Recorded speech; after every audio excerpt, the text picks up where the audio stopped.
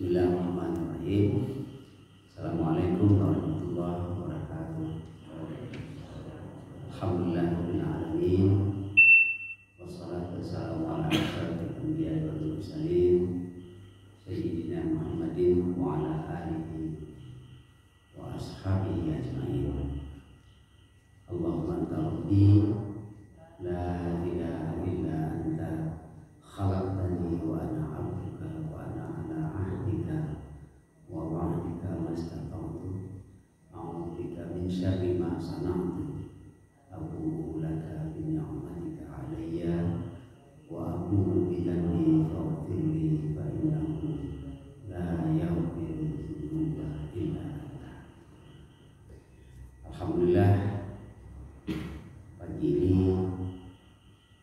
kita masih diberi kesempatan oleh Allah Subhanahu wa taala ke masjid melaksanakan salat jamaah subuh, dan sekarang kita gunakan waktu yang pendek ini untuk taklim, untuk mengulang-ulang kaji, untuk menambah-nambah kalau masih kurang, dan untuk memperbaiki amalan-amalan kita.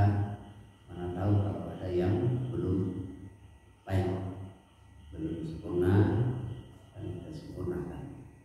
Selalu kita menambah ilmu pengetahuan.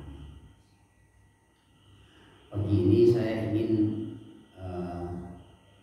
melanjutkan bukan yang kemarin, tapi yang beberapa minggu yang lalu, diskusi kita atau pertanyaan kita tentang bacaan imam yang mungkin bisa membuat salat tadi batal atau jamaah kita batal. Kita sudah jawab beberapa waktu lalu, tapi saya belum puas dengan jawaban yang saya berikan di sini. Maka saya cari lagi. Nah, itulah usaha kita, harusnya terus tetap diperbaiki. Saya jumpai jawaban itu di beberapa kitab. Salah satunya kitab namanya Al-Fiqhul Islami wa Adillatuh oleh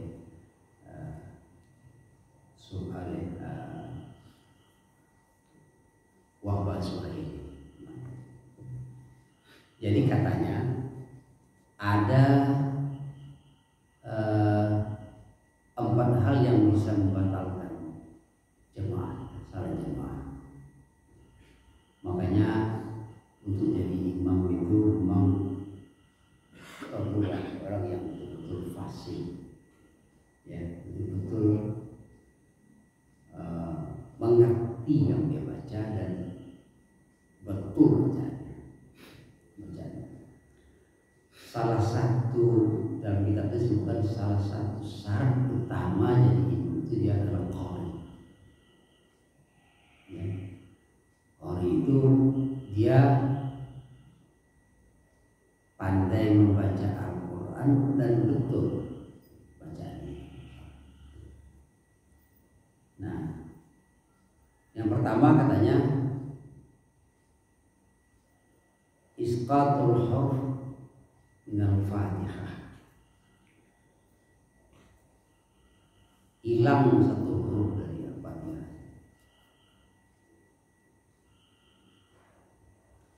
Ada orang atau ada imam, mungkin dia nggak sadar, dia membaca Bismillahirrahmanirrahim cepatan, akhirnya B-nya tidak terbaca. Bismillahirrahmanirrahim, banyak tinggal. Itu namanya isqatul huruf dan Fatihah. Tinggal. Itu membatalkan salat.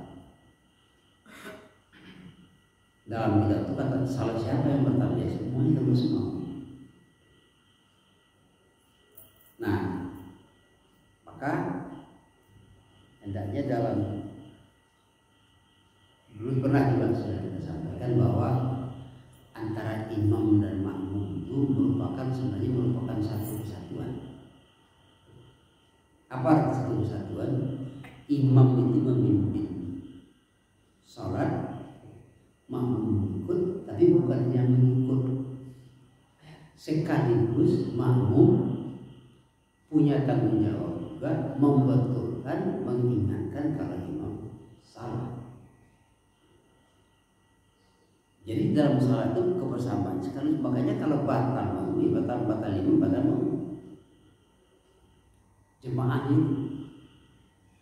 Makanya tidak boleh membiarkan imam salah bila kita tahu salah.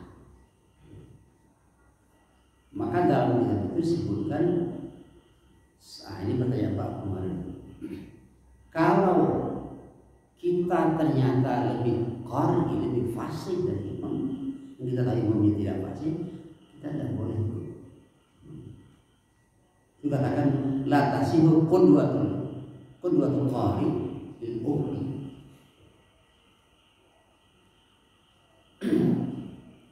Ya, karena kita malas jadi imam, tersegan, atau takut macam, kita tidak tampil pada kita qari.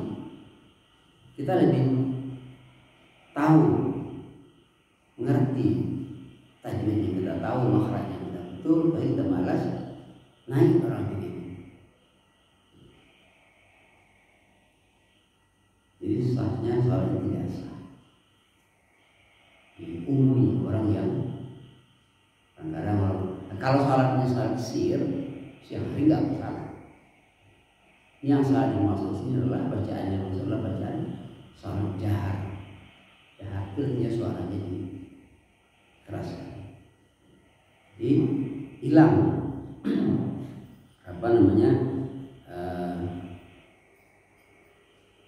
satu. Yang kedua, takhfiful musyaddad. Ada tasdid. Dari bacanya ya, iyyaka iyyaka. Tidak ada tasdid. Bismillahirrahmanirrahim. Bismillahirrahmanirrahim. Itu namanya tahdidul musyaddad. Tasdid ini hilang. Itu bisa mengatakan salah juga. Yang ketiga, ibdalul harf nampaknya. Ada huruf yang berganti.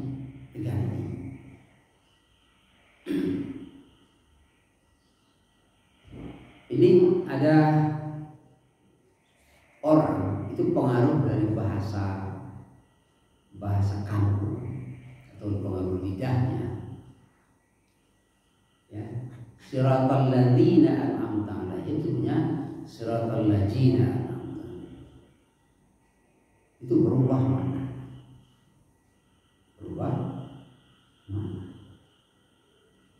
Itu batal. Pokoknya hurufnya berganti. Yang keempat lah yang Arab batuka ya. Ya itu harusnya akadnya harusnya berbaris A ganti dengan I. Nah, jadi salah harakat yang merubah makna. Berubah makna. Iyaka, iyaki. Itu berubah makna. Oleh sebab itu memang salat ini perlu dijaga bersama-sama supaya bersama imam. Makanya jangan sembarangan bisa menjadi itu, karena bisa-bisa kita membuat salat orang yang di belakang menjadi patah. Itu bahaya sekali. Makanya oleh itu juga tadi sudah kita katakan antara imam dengan makmum merupakan satu kesatuan.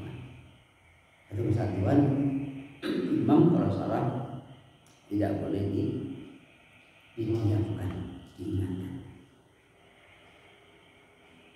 Tapi ada pula imam salahnya diingatkan, tidak mau diingatkan, dan terus saja tidak mau menerima. Nah, dulu juga sudah kita bahas bagaimana sikap kita. Apakah kita putuskan salah, berarti itu bagaimana? Ada beberapa pendapat ulama, tapi yang bijak itu adalah supaya jangan terjadi ribut, kita ikuti saja kalau diingatkan, tapi kemudian kita ulang. Tetapi setelah itu ingatkan tidak ada salat apa? Bacaan Fatihah Anda tadi salat ini jangan diulang. Yang jadi masalah adalah ada orang mau tetapi karena sudah terbiasa salah juga. Itu harusnya berkali-kali kita ingatkan. Masih salah. Kan percuma aja kita nanti salah. Kita salat, tapi batal. Kita diam. Ya. Ini sebagai tambahan keterangan dari diskusi kita beberapa minggu yang lalu, seperti tadi juga kita sebutkan bahwa taklim ini sekaligus juga adalah tahsin, bukan hanya tahsin bacaan Al-Quran saja, tapi memperbaiki amal-amal kita yang lain, terutama adalah sholat. Hanya selalulah terus belajar. Selalu kita katakan belajar terus tanpa ada henti. Sekolah itu ada hentinya. Kalau sekolah itu dari TK, SD, SMP, SMA, S1, S2, S3. S3 sudah habis sekolah. Tidak ada lagi. Itu kalau sekolah, tapi kalau belajar tidak ada hentinya. Nabi mengatakan, utlubul ilma minal mahdi ilal lahdi. Jangan pernah merasa cukup dalam ilmu pengetahuan. Dulu saya sering katakan, salah satu ciri orang cerdas itu adalah orang yang terus belajar. Nyolah cerdas itu apa belajarnya? Nah, situlah kalau ada mengatakan begitu, dia tidak cerdas. Kenapa? Orang cerdas tahu bahwa ilmu itu tidak ada habis-habisnya. Dalam Al-Quran mengatakan wa ma utitu minal ilmi illa qalil. Aku hanya mengasihi kalian ilmu itu sedikit. Jadi kita dapat sedikit, yang lain dapat sedikit pula. Yang lain dapat sedikit pula. Usahakan sudah S3, sekolah sudah tinggi, untuk apa lagi? Itu berarti orang yang belum berilmu. Karena orang yang berilmu itu seperti kata orang seperti minum air laut. Semakin diminum semakin haus. Mencari ilmu itu sama dengan mengharungi lautan luas. Tidak pernah sampai-sampai kita. Umur kita sudah habis. Makanya kita perlu terus belajar sampai liang lahat. Sampai liang lahat artinya apa? Ya nggak ada lagi usaha, sudah habis. Stop sampai di situ. Nah, di antara gunanya kita coba itu adalah untuk litahsinil amal, untuk memperbaiki amal kita supaya amal kita betul. Makanya masih hidup kita pagi ini, begitu terbangun apa yang langsung ingat? Bukan HP yang ingat. Yang langsung ingat itu apa? Alhamdulillahilladzi ahyana ba'da ma amatana wa ilaihi nusyur. Alhamdulillah ya Allah, masih Engkau beri aku kesempatan hidup, masih Engkau beri aku kesempatan untuk memperbaiki diri.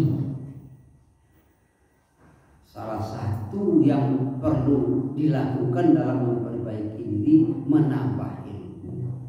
Ya Allah, pagi ini ada taklim di masjid, beri aku kesempatan, beri aku kekuatan, dan yang paling penting apa? Beri aku kemauan. Kesempatan ada, badan sehat, kemauan tak ada. Terbayang bantah kasur rumah, lalu sudah tutup, rugi kita. Sementara umur berjalan. Nah, makanya bersyukur kita dapat. Saya yakin di antara kita ada waktu tadi pagi bangun berat, apalagi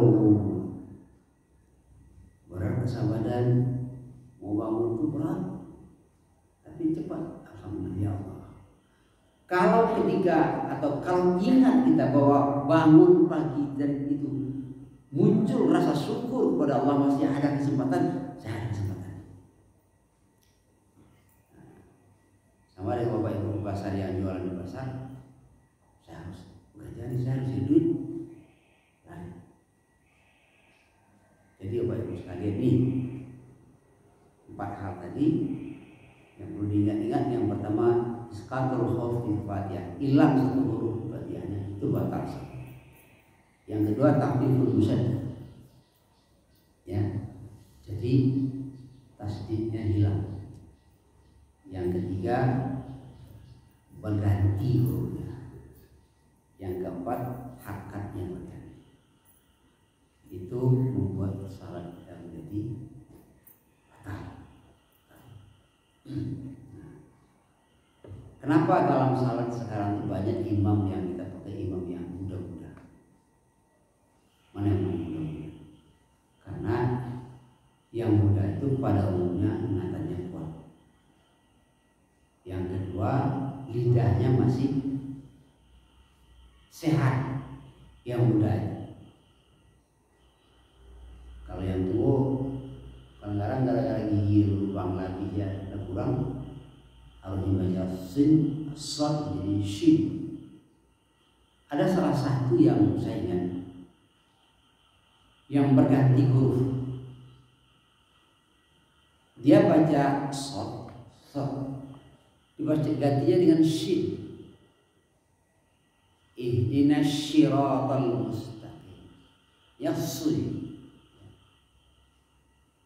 Kalau sirat artinya jalan, kalau syirat artinya syarat, berubah artinya.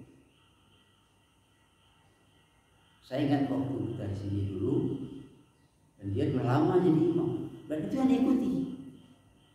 Dia kalau dibiarkan, kalau betul kan, pokoknya dia tidak sadar.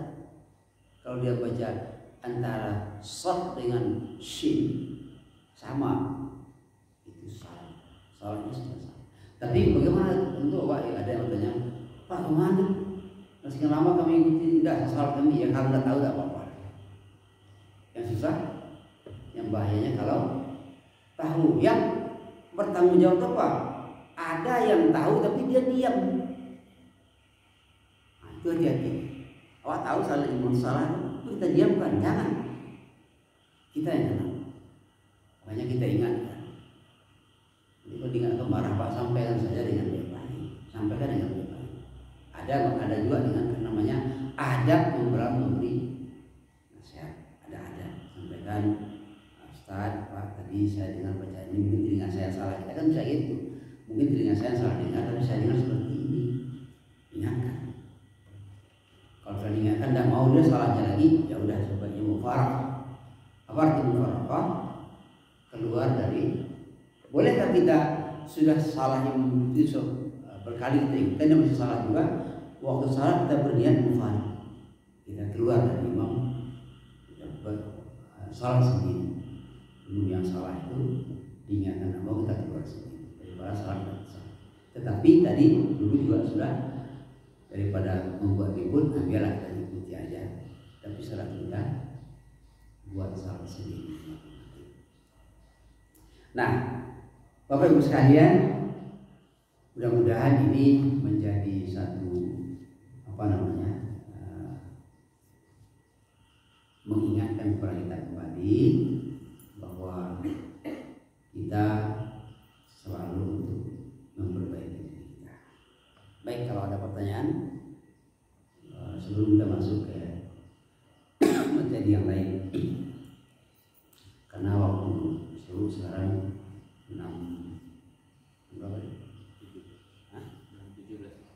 17 sekarang belum ada lewat ya.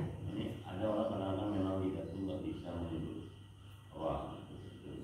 roh ya, memang nggak bisa ya, tapi karena nggak bisa terpaksa dia roh itu seperti lain. Itu berubah rohnya. Iya. Jadi ram jadi roh. Iya. Ya. Jadi kalau menyebut karena lidah siratan itu berubah dia. Nah, sebaiknya kalau seperti itu jangan dia salah, jangan jadi jangan dia jadi imam.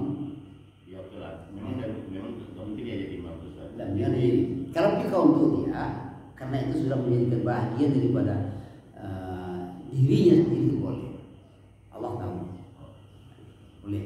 Jangan sampai kesalahan, tapi dia tidak boleh menjadi imam. Kan ada satu daerah, misalnya kalau di Payakumbuh itu atau di Padang, di Bangkinang, di Bangkor juga ada tertentu yang roh itu menjadi roh, ya. Itu kan bawaan namanya lahjah, bahasa setempat. Tapi ada orang ketika dia terbiasa karena bahasa itu namanya bahasa ibu, bahasa kampung. Tapi kalau ketika dia ubah, dia bisa. Cuma karena ketika terbiasa, ya. Jadi kayak kalau orang yang di Talua misalnya, yang Talua itu kalau baca Talua itu apa? Talua itu Talua, ya. Tercampur. Tapi ketika dia bicara sama dia seperti itu langsung otomatis. Tapi ketika dia membaca sendiri, diingat bersama-sama yang lain, dia betul lagi. Tapi ada orang sama saya betul tidak bisa, kan terbawa. Jadi dia tidak jadi imam, tapi dia untuk diri sendiri boleh, karena itu bagian daripada dia sudah, itulah kemampuan dia. Yang jelas dalam hatinya, dalam pikirannya itu roh, tapi karena lidahnya tidak bisa. Boleh, itu sah.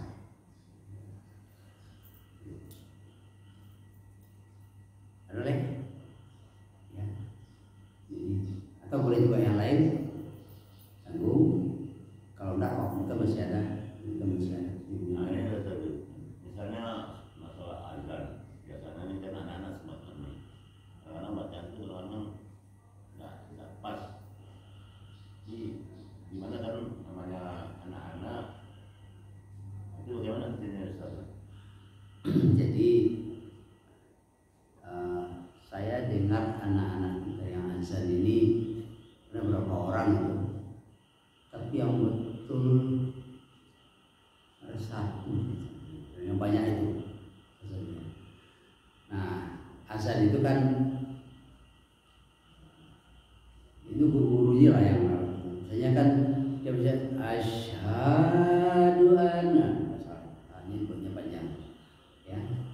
Makanya azan itu kenapa Nabi mendidik Bilal sebagai muazzin. Kalau kita kan orang tukang azan itu namanya Bilal. Sebenarnya Bilal itu nama orang, karena suaranya bagus.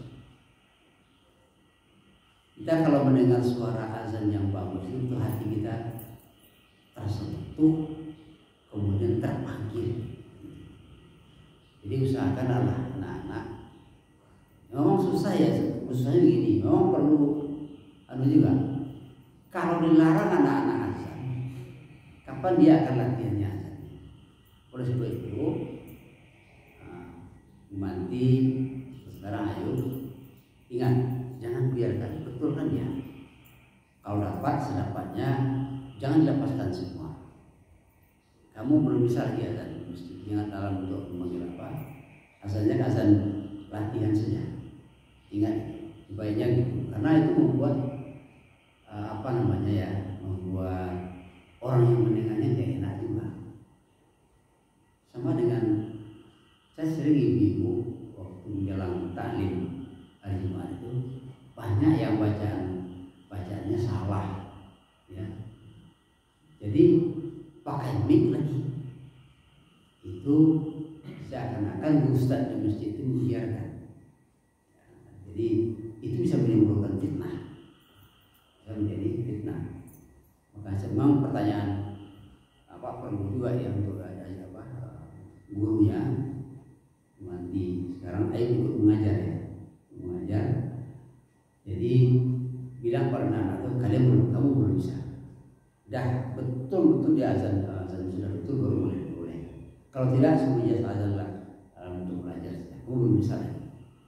Ada satu berapa kali bapak panggil, bapak ingatkan, berubah sebentar, tapi dia bukan dia tidak mau menerima kata kita, tapi karena sudah terbiasa. Ini yang susah. Kebiasaan itu susah berubah, walaupun sudah diingatkan. Sebaiknya itu. Maka apalagi kita yang tua-tua ini tengoklah, kalau mau azan rasanya apa bisa azan, biarlah yang lebih fasih rasanya. Karena yang pertama kalau salah hurufnya, salah artinya. Kemudian yang kedua, orang mendengar juga tidak enak akibatnya diganggu. Makanya azan yang suara, kalau bilang suaranya bagus kan. Jadi coba kalau kita dengar azan orang yang suaranya bagus di radio misalnya, itu kita akan bergetar. Kalau ada orang azan suaranya baik lagi begitu, kalau hati kita tidak bergetar, itu kita hati-hati. Berarti tidak meresap, tidak ada cantol panggilan nanti hati kita. Istighfar aja Pak. Kalau tidak merasa terpanggil kita begitu orang azan, itu hati-hatilah. Berarti cantolan azan itu dalam hati kita tidak ada. Istighfarlah kepada Allah Subhanahu wa taala. Jangan-jangan hati kita sudah ditutup, ya, ghisyawah, tertutup hati. Ya, jadi mengenai bacaan Fatihah tadi, waktu sembahyang waktu jahar itu apa kita sebagai makmum wajib membaca? Nah, itu ada dua pendapat imam. Yang satu mengatakan kalau dalam saat jahar sebut itu qiraatul imam, qiraatullah. Bacaan imam itu menjadi bacaan kita sendiri. Kita nggak perlu lagi baca yang sudah jahar. Tapi satu lagi, Fatihah itu adalah rukun daripada salat. Ya, la salata liman lam yaqra bi Fatihatil kitab. Tidaklah salat namanya orang yang tidak baca Fatihah. Maka dikatakan walaupun imam sudah membaca, kita juga harus membaca. Makanya ada imam, kalau kita dengar, habis dia baca Fatihah, dia beri waktu untuk makmum membaca Fatihah. Nah, sekarang mana yang ada yang mengatakan itu ada hadisnya, bacaan imam itu bacaan untuk kita. Artinya apa? Nah, di sini ulama yang mengatakan tetap dibaca, bacaan imam baca kita itu artinya adalah imam menyempurnakan bacaan kita. Misalnya kalau misalnya kita kan saat kita jadi masbuk, orang sedang ruku rakaat pertama kita ikut. Kalau kita ikut sedang ruku, kita masuk dalam rakaat itu. Kita kan tidak baca-baca apa. Makanya innama ju'ilal imam liyutamma bihi. Kan tidak dibaca. Tetapi karena ada hadis berikut yang mengatakan la salata liman lam yaqra bi Fatihatil kitab, tidak sah salat atau tidak salat namanya kalau tidak baca Fatihah maka baca. Kan bagi imam yang apa? Biarkannya makmum membaca. Tetapi mana yang lebih apa namanya? Afdal. Afdal itu al-musabbit al-musbit muqaddam al-manfi. Artinya orang yang mengatakan iya itu lebih dipakai utamakan. Jadi untuk ihtiyat, untuk hati-hati, maka tetap kita baca. Tapi kalau kita baca pun ada yang dalilnya kan ada tadi, sama hadis dalilnya itu tetap sah. Supaya kita jangan menjadi was-was. Jadi was-was, kok Yunan mana di Quran. Jadi baca lebih baik dibaca daripada tidak dibaca. Kadang-kadang kita yang membaca pun karena imam lebih kuat, jadi terganggu pula bacaan awak. Terganggu bacaan. Jadi yang terbaik itu memang imam memberi kesempatan. Ya, ini masalah terganggu. Yang saya sering mengingatkan Ayub kita, karena Ayub kan masih muda, jadi suaranya kuat, keras ya, bagus. Ya, tapi dalam sehabis baca Fatihah dan ayat, kadang-kadang keluar bacaan kita. Ya. Itu tuh berisik dia apa itu mengganggu orang. Makanya minggu dia agak dijarangkan. Nah, kalau kayak kemati dijarangkan dan terdengar. Jadi jangan menjadi terganggu. Kita kan Nabi dalam satu kali duduk di masjid, ada orang baca Al-Quran, tapi ada orang sholat. Baca Al-Qurannya keras, nanti kok benar, karena mengganggu orang yang sedang sholat. Bacalah ya. Kemudian sebenarnya bacaan salat kita kalau kita sendiri baca tasbih dalam salat itu subhanallah atau apa namanya subhanallahil a'la wa bihamdi itu keras atau lembut? Batas kerasnya berapa? Sekedar terdengar oleh telinga kita. Tapi kalau terdengar oleh telinga kita dia keluar telinga orang lain. Makanya ulama mengatakan maksudnya sekedar terdengar oleh telinga kita itu artinya jangan sampai tidak membaca. Jangan sampai terdengar orang di sebelah kita mengganggu. Itu ada di antara jemaah itu. Akhirnya kita mendengar aku ini bacanya sama saya. Ini mengganggu orang tua. Jangan sebelum makanya lebih baik tetap membaca tapi jangan keluar suara. Kita jawab dengan hati. Susah. Apalagi kalau imam membaca seperti itu, niatnya benar-benar terganggu kekhusyukan. Ingat menjadi imam. Tapi kalau anguk nggak sesak pak, itu misalnya nafas nggak sesak, usahakan jangan lebih diam. Jadi kalau sesak berbahaya. Ya, mau pasti orang kiri kanan pasti terganggu. Gila. Jadi jangan sampai kita membuat orang menjadi terganggu. Dalam salat aja kita mengganggu orang, jangan sampai begitu. Ya. Baiklah, waktu sudah masuk. Alhamdulillah, tutup pertemuan kita ini mengucapkan